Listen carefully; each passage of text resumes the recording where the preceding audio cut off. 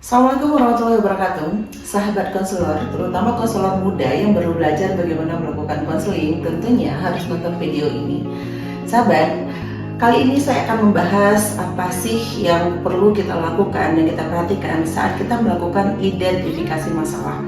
Ini salah satu keterampilan dasar konseling yang wajib kita miliki sebelum kita melakukan proses konseling.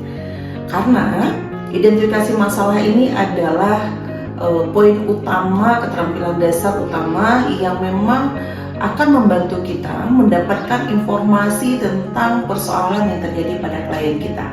Nah, identifikasi itu sendiri merupakan proses untuk kita menggali informasi, menemukan informasi, dan memperjelas masalah yang dialami oleh klien kita. Apa yang terjadi pada perilakunya, apa yang terjadi pada perasaan yang berwujud pada emosi mereka, apa yang terjadi pada pikirannya, pola pikir yang mereka bangun ya, dan juga apa yang mereka ketahui tentang kondisi tersebut yang membuat dia bermasalah saat itu.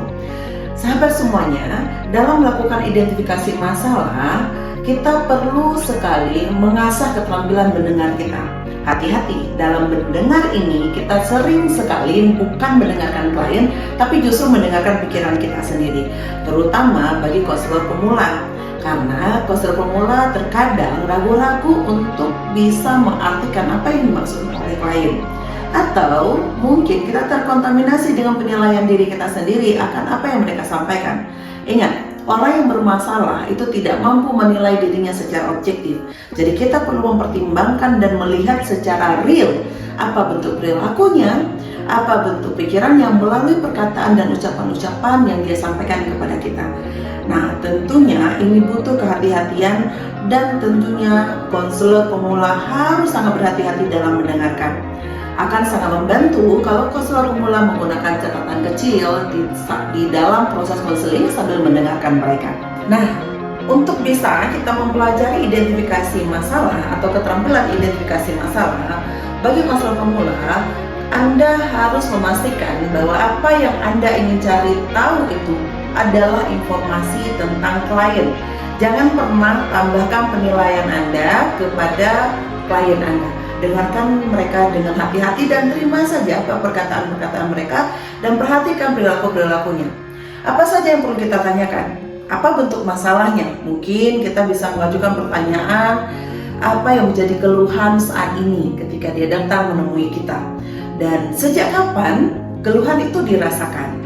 Perhatikan, keluhan itu kita harus berfokus pada perilaku apa yang muncul, pikiran apa yang terbesit dalam pikirannya, kemudian emosi apa yang dia rasakan. Minta klien mendeskripsikan secara clear ya, tuntas maksudnya kepada kita, sehingga kita tidak menambahkan pemaknaan lainnya yang didasari pada pemikiran konselor. Hati-hati, identifikasi masalah akan menentukan bagaimana kita memahami masalah dari sudut pandang klien kita.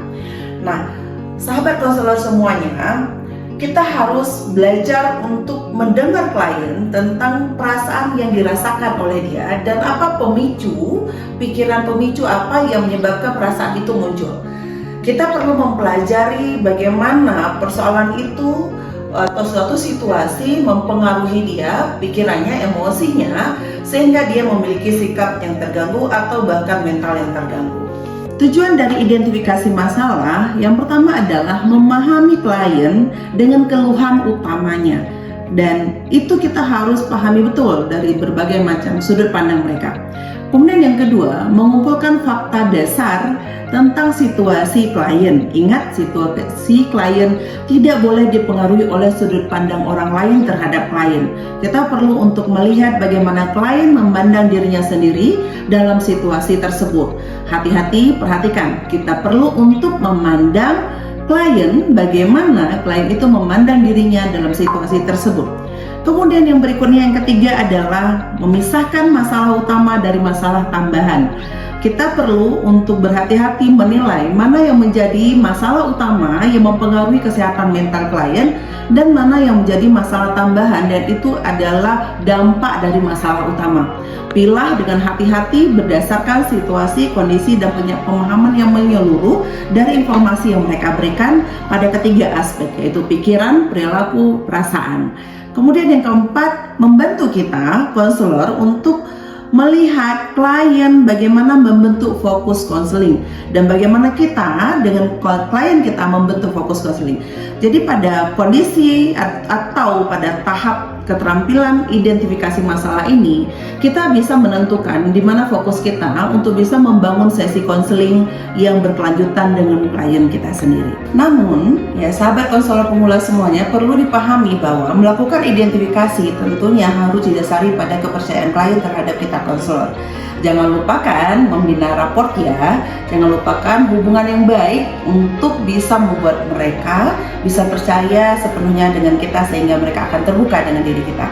Ada beberapa contoh kalimat yang bisa dilatihkan kepada diri kita sendiri untuk bisa menguasai keterampilan identifikasi masalah.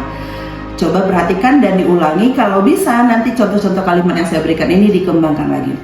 Untuk bisa mengakses informasi tentang keluhan klien, kita bisa mengawali pertanyaan kita dengan, dapatkah Anda ceritakan tentang apa yang membuat Anda terbebani dalam beberapa waktu saat ini, dalam beberapa waktu sebelumnya?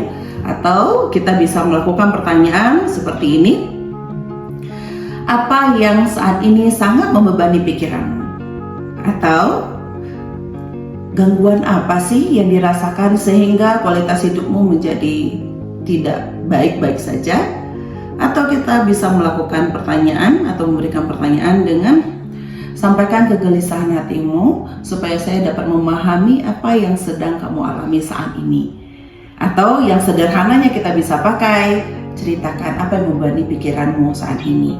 Pertanyaan berikutnya, tanyakan tentang waktu, perilaku, dan perasaan. Contoh kalimatnya seperti ini. Sejak kapan kondisi tersebut sudah kamu rasakan?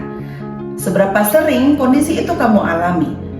Peristiwa apa saja yang kamu alami sehingga kamu terjebak dalam situasi tersebut?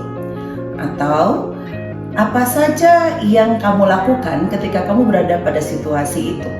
Atau kita bisa menanyakan kepada dia, apa yang kamu rasakan saat kamu mengalami situasi tersebut? Apa yang paling sering kamu tunjukkan ketika kamu berada dalam situasi itu? Beberapa pertanyaan ini adalah contoh-contoh kalimat-kalimat untuk mencari tahu informasi tentang kondisi klien. Sahabat konselor pemula semuanya, jangan lupa mengembangkan semuanya hal-hal yang lain yang berkemungkinan untuk bisa memberikan kita informasi tentang kondisi klien yang sebenarnya. Nah, sahabat konselor, selain daripada beberapa pertanyaan yang saya contohkan tadi, tidak menutup kemungkinan pertanyaan itu dikembangkan sesuai dengan kebutuhan dan situasi di lapangan ya. Nah, sangat penting di dalam proses konseling untuk membangun ruang kepercayaan dan membangun perasaan yang aman. Hati-hati dalam merespon jawaban klien.